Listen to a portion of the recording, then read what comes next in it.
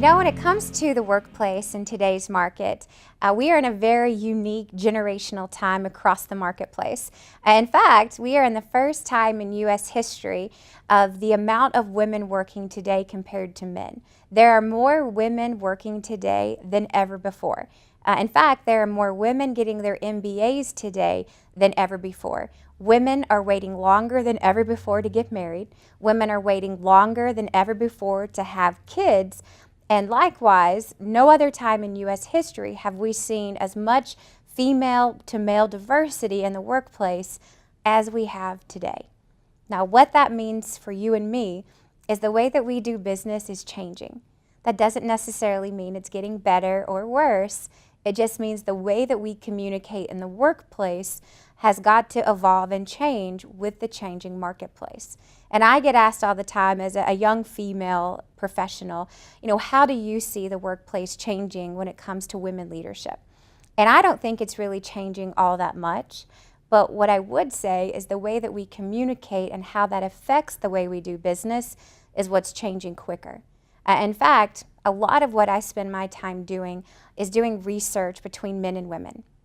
And I just finished a 4-year study of focus groups and interviews and in-depth panel groups and shadow days between men and women to see, based on today's environment, what are the trends between men and women in communicating, working together, leading each other, selling to each other, and all of that wrapped up in a book that's coming out later this year called Unspoken.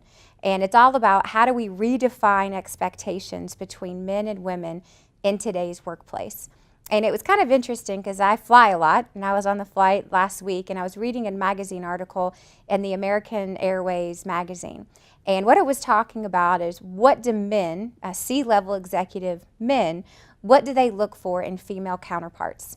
And a lot of our studies talks about communications and verbiage and how do we dress? How do we approach the opposite sex or the same sex in some cases? But what this one article is all about is how women naturally, biologically, tend to be more skeptical, how we don't tend to jump right in, how we like to think things through, how we don't necessarily take as big of risks sometimes as men do, even though the reward is there, we'd rather play it safer.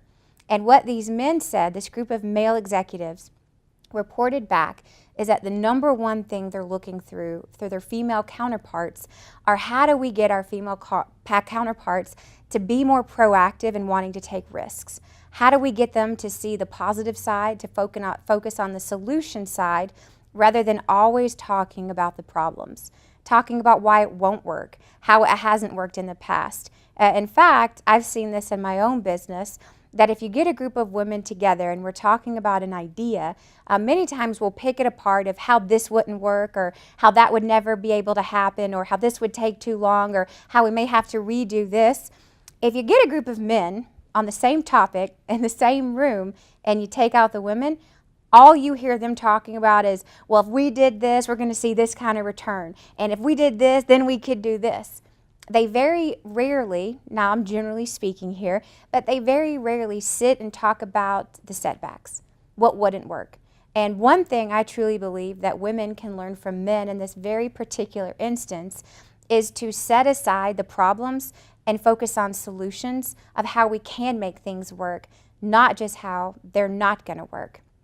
Now, when it comes to women, now they've had their own set of feedback from men, go figure, right? They have their own set of criteria of what they believe men can do better in the workplace, how men can communicate with them better without changing everything and every way that we do business, the little things that men can do that help women communicate with them better. And the number one thing that women said that men can do better is give them more opportunity to make decisions. In fact, single-handedly through this 4-year study, the number one thing that women said that they wish men would do more was give them more opportunity to make buying decisions. In other words, they said their number one pet peeve is when they were treated as if they were incapable of making their own decisions. And it's kind of interesting because over the last 20 years, we've seen more female independence financially than ever before. And in fact, there was a study that came out in 2011 from the Consumer Survey report that stated that 60%, 60, of all consumer purchases made in the United States were not only made by women, but made by women age 18 to 34.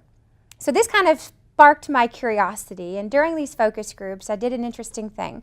And I took a group of men, and then I took a group of women in two different rooms, and I asked them the same question. I said, how many of you, men, gentlemen, how many of you would make a buying decision without consulting your spouse? Only 3 of the 10 said they would. Now this was over $1,000, but only 30% of the men said that they would make a buying decision without consulting their spouse. Then we went to the ladies and we said, ladies, how many of you would make a buying decision over $1,000 without consulting your spouse? 7 out of 10. 70% of this group said they would. That's twice as many women as men who are saying they would make a buying decision without consulting their spouse. And what that tells us is we have entered into an era of where women are wanting, needing, and willing to make buying decisions on the spot.